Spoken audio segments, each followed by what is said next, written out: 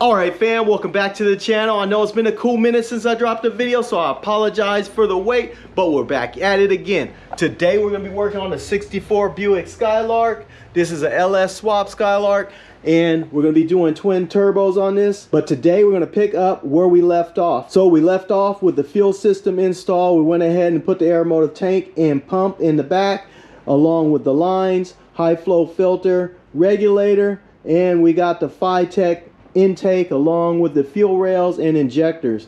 Now we ran into a clearance issue here with the throttle body, and it's hitting this truck water pump. You can see where this hose connection comes off the top here at a weird angle and hits our throttle body linkage. So we're going to go ahead and swap that water pump out for a LS1 style water pump, where instead of the hose connection coming out the top, it's going to come straight forward from the block, hopefully eliminating any issues with mounting our throttle body.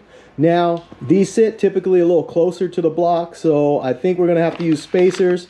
Fortunately, the spacers that came with our ICT relocation kit should work really well for us in getting our belt alignment back in position with this new water pump. So we're probably going to utilize this spacer kit from ICT. If you guys haven't watched that video, we went ahead and put the relocation kit on. And then you could go ahead and check out the video from doing the fuel system too. But go ahead and check this video out first, because we don't want to mess up the algorithm. So let's go ahead and jump right to it.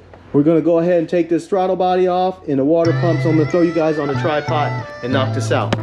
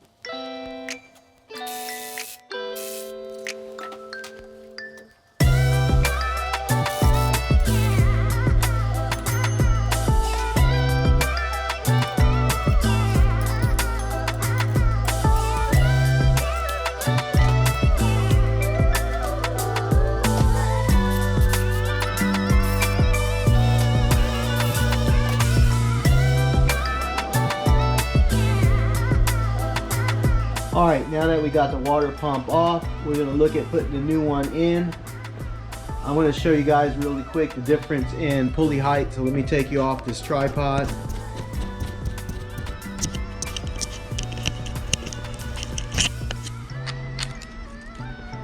So you could go ahead and see here the height difference.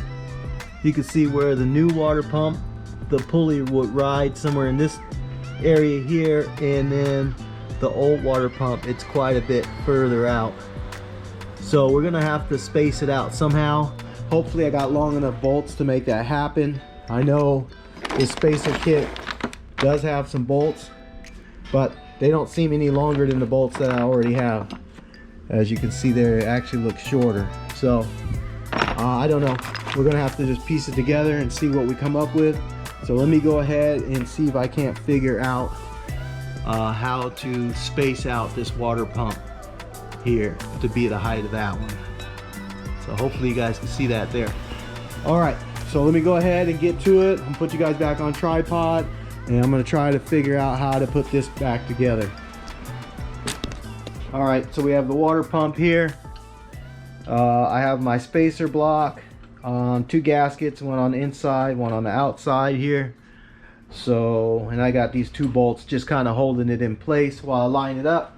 So I'm gonna start this side first because it doesn't have that ICT adapter kit connected to it, so it's a little less to deal with. So once this is in on this side, I'll be able to work on the other side that has a little more pieces.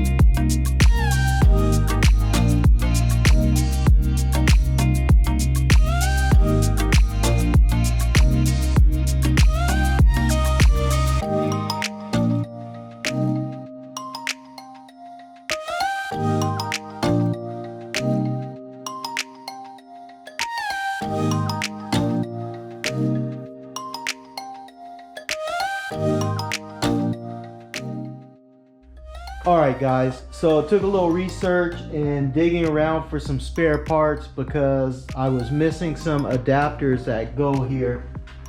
I couldn't figure out how to get this plate on, but I just realized that I need to take these 3 bolts back out. Hopefully the gasket and spacer doesn't fall out, but I got to take these back out and put this bracket on.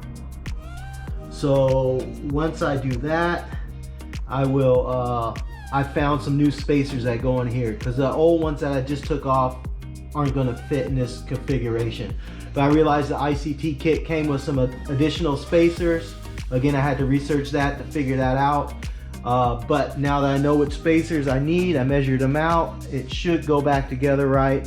So I'm going to rip these 3 bolts out here on the passenger side, put my spacers in with some longer bolts, and hopefully that'll work. So let me jump to that. Alright, so again we have the longer bolts, we have some spacers here, and we will see how it goes back together.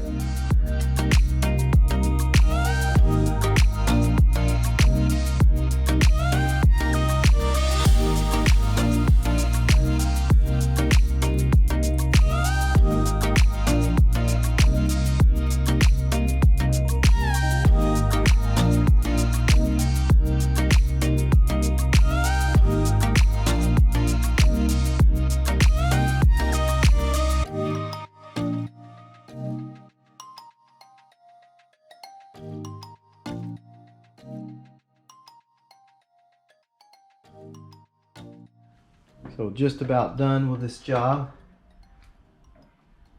Hopefully I can remember the pattern here. It should be very simple. It just goes like that. All right. Same tight fit as before.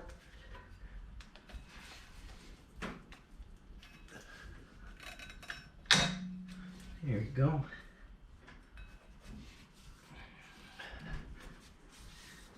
All the clearances look good. All right, so we're just going to tighten up the tension on this turnbuckle here.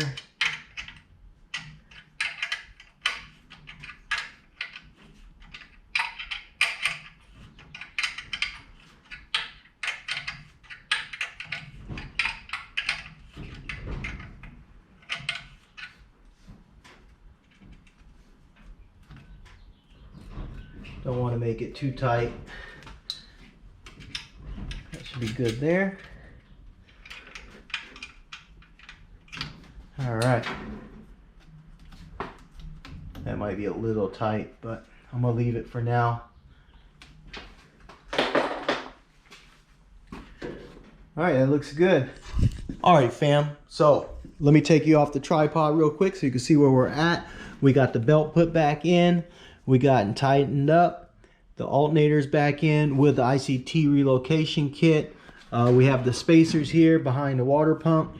You can see there's a little port there too for a temp sensor perhaps. We may utilize that in the future. But now you can see the connection for the upper hose is pointing out from the block towards the front of the vehicle. versus going up here and getting in the way of our throttle body. So we should have plenty of room for our throttle body now. I do like the way it looks. Our belt is definitely lined up nice and straight with our pulleys. No issues there. All in all, a good fit. I also like the way the water pump looks because it makes the engine look less like a truck engine and more like a LS1, so, or LS3. So I do like that look of the water pump. Definitely looks a lot better than that ugly neck sticking out way up high. So now we're going to go ahead and put back in our throttle body and see how it fits. So we have a throttle body here. It's just a 102 millimeter throttle body. Nothing fancy, something that was just sitting on the shelf, so we're going to reuse it.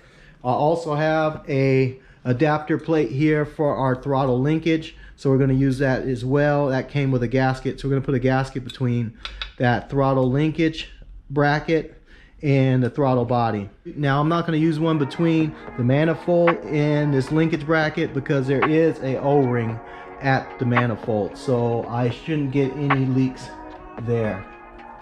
So let's go ahead and get this mounted up, see what it looks like.